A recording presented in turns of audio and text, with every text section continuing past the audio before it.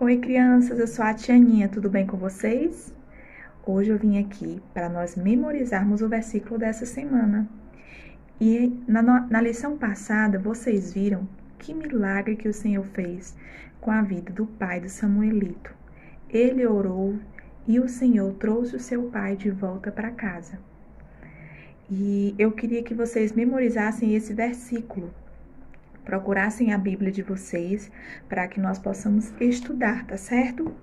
Fica lá no livro de 1 Pedro, capítulo 3 e versículo 12, que diz assim: Porque os olhos do Senhor estão sobre os justos, e os seus ouvidos estão atentos às suas orações. Tia, como assim os olhos do Senhor estão sobre os justos? Se você é um salvo em Jesus Cristo, você deve pensar: mas tia, eu cometo tantos pecados contra o Senhor. Eu não sou uma pessoa justa. Muitas vezes eu desobedeço a minha mãe, eu entristeço o Senhor, eu faço coisas que eu não devia fazer, que desagradam ao Senhor.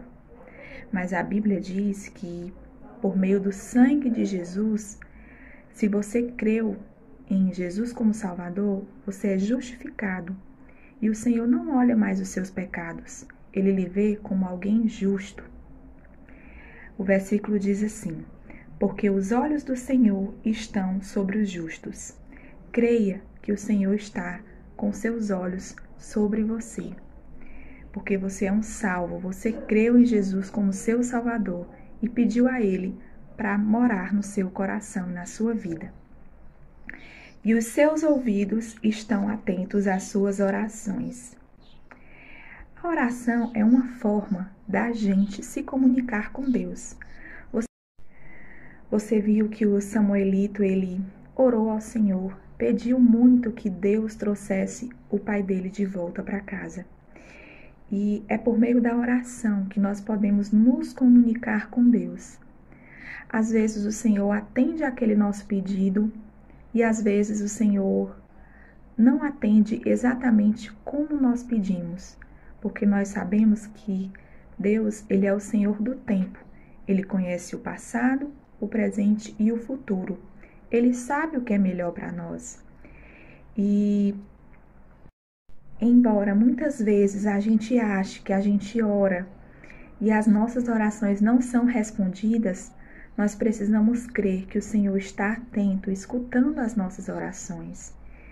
E talvez Ele demore um pouco para responder, ou Ele não responda da forma como a gente deseja. Mas nós precisamos crer que Ele é soberano e Ele tem o melhor para nós. Ele é um Deus bondoso. E tudo aquilo que Ele já planejou para nós irá acontecer. Então, nós podemos sim pedir ao Senhor, orar. Nós precisamos crer, confiar no Senhor, no cuidado dEle sobre a nossa vida. E mesmo que as coisas pareçam conturbadas, né, não estejam sendo da forma como a gente espera, nós precisamos crer que o Senhor sabe o fim de todas as coisas pertence ao Senhor e que Ele é um Deus bondoso. Então, eu queria que vocês memorizassem esse versículo essa semana, 1 Pedro 3:12. Porque os olhos do Senhor repousam sobre os justos e os seus ouvidos estão atentos às suas orações. Um grande abraço e até o próximo domingo.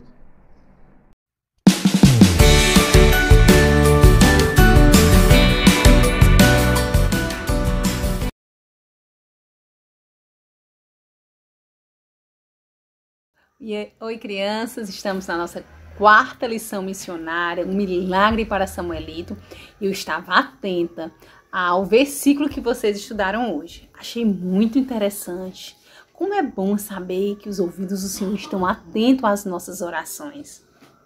E como sempre eu gosto de fazer, vou iniciar também hoje mais uma vez com uma pergunta. Como você usa o seu tempo?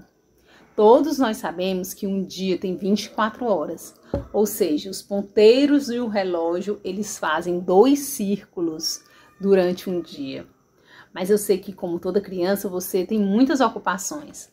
Você deve levantar cedo, não mais para ir à escola durante esse tempo que você está tendo aulas virtuais, mas você precisa acompanhar as suas aulas e para isso a sua mãe vai lhe levantar cedo. Você vai passar praticamente a manhã toda em aula, depois você vai ter que fazer as suas atividades da escola. Talvez você goste muito de brincar depois, andar de bicicleta, jogar futebol, bonecas, não sei exatamente quais são as suas brincadeiras, mas eu sei que você vai gastar tempo com isso. E você também tem que gastar tempo se alimentando, e se você tem acesso à internet, você vai conversar com seus amigos, ou quem sabe jogar alguma coisa. E o dia passa. Quando chega a noite, nós estamos exaustos, exatamente.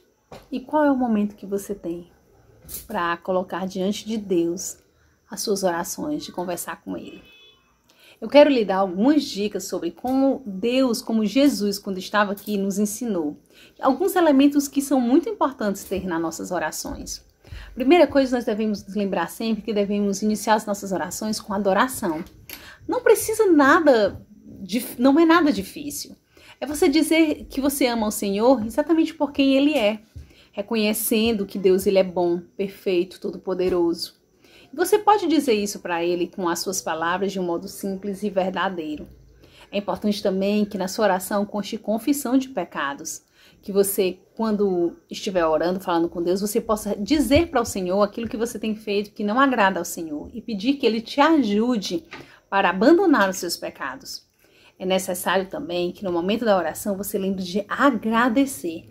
Agradecer por tudo que o Senhor tem feito por você, pela sua família, pelos seus pais, pela sua segurança e por tantas coisas que você certamente recebe do Senhor.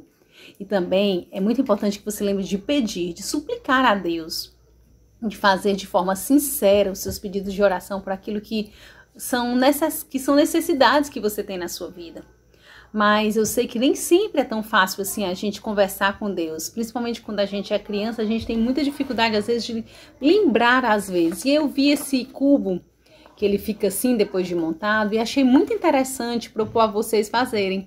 Ele lembra aqui de você orar pela família, pelos amigos, pelos departamentos da igreja, pelas pessoas que estão desempregadas, principalmente nesse período, pelas pessoas não salvas, pelos doentes, pelos amigos, família. Então é um cubo que você pode deixar do lado da sua cama. Quando você acorda, se você tem o hábito de orar, você pode ver um desses pedidos de oração e você está lembrando de orar por essas pessoas, né, por essas situações. E uma outra sugestão que eu quero te dar é você usar a sua própria mão. Se você conseguir decorar, você pode lembrar que o seu dedo mindinho você pode estar lembrando de orar por você. O seu dedo anelar, você pode estar lembrando de orar pelas pessoas que estão fracas, sejam pessoas que estejam doentes, que você conhece, pelas pessoas que estão passando por alguns problemas e pessoas que não são salvas. O seu dedo médio, você pode estar orando pelas autoridades, os seus pais, os governantes, professores, pessoas que são autoridades sobre você. O seu dedo indicador, você também pode estar orando pelas pessoas que ensinam a palavra de Deus a você, sejam seus professores, pastores, líderes. E o seu polegar, você pode estar lembrando de orar pelas pessoas que você ama, seus amigos, seus familiares. Então é simples, rapidinho, revisando. Orar por você, orar pelas pessoas fracas, que aqui incluem as pessoas doentes e não salvas, pelas autoridades, seus pais, governadores, os líderes do governo, professores. O seu dedo indicador, você está orando pelas pessoas que ensinam a palavra de Deus a você, seja pastores, seja os seus professores de escola dominical. E o seu polegar pelas pessoas que você ama, amigos e familiares. Espero que eu tenha ajudado a você ter um momento de oração mais próximo, que muitas vezes tem crianças que não oram, que têm vergonha de orar porque talvez acham que é algo muito complicado, mas não. Orar é a maneira mais maravilhosa que nós temos de abrir os nossos corações para o Senhor e deixar que Ele também possa ministrar nas nossas vidas. Vamos iniciar a lição de Samuelito e vocês vão ver como a oração foi importante nessa lição.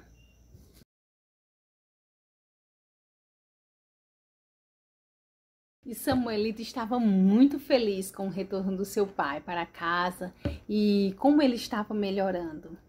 E ele, naquela conversa ali com a sua mãe, diz: mamacita, Deus vai responder a nossa oração. E em breve eu poderei estar indo para a escola. E assim que eu puder ir para a escola, o Senhor responder a minha oração, o papai vai saber, papacito, como ele chamava, vai saber que aquela mulher é bondosa, que ela fala a verdade. E assim ele vai também querer ouvir a história da salvação que nós escutamos naquele pequeno livro. Que eu vou relembrar aqui com vocês. Aquela história tão maravilhosa de quem Deus é, Criador, Deus que nos ama. E porque Ele nos ama, Ele deseja que um dia nós possamos morar no céu com Ele, mas que nós somos pecadores e o pecado é tudo aquilo que nós fazemos, pensamos e falamos que não agrada a Deus. E o nosso pecado, ele é contra Deus e por isso ele precisa ser castigado. Mas Deus, ele preparou um plano maravilhoso para que os nossos pecados aliás, possam ser perdoados. Foi exatamente quando ele enviou o seu Filho Jesus, perfeito Filho de Deus, que nunca pecou, mas que ele se entregou para que homens maus pudessem matá-lo, né? Sacrificá-lo numa cruz ali, e assim ele pudesse perdoar os nossos pecados. E a Bíblia nos diz que todos que o recebem, todos que o creem nele, o confiam como um Salvador, têm os seus pecados perdoados e passam a fazer parte da família de Deus. Essa lição é uma lição essa lição simples, é uma forma que a missionária usou para levar a mensagem de salvação para Samuelito, já que ele não sabia ler. Mas Samuelito desejava muito, muito ir para a escola. Ele tinha muita fé. E naquela conversa, quando ele diz ali para a sua mãe faz uma seguinte pergunta a ele: mas Samuelito, como você vai para a escola? Deus vai colocar dinheiro no vaso? Me diga, me responda. E aí Samuelito, com muita confiança, diz: mamacita, não sei como acontecerá, mas eu sei que Deus vai responder as nossas orações. Ele não respondeu a oração e papacito voltou para casa. E ele, a sua mãe, meio que incrédula ainda, abraça Samuelito e pensa: coitado de Samuelito, ficará muito desapontado. Crianças, cada dia que passava o pai de Samuelito ficava melhor.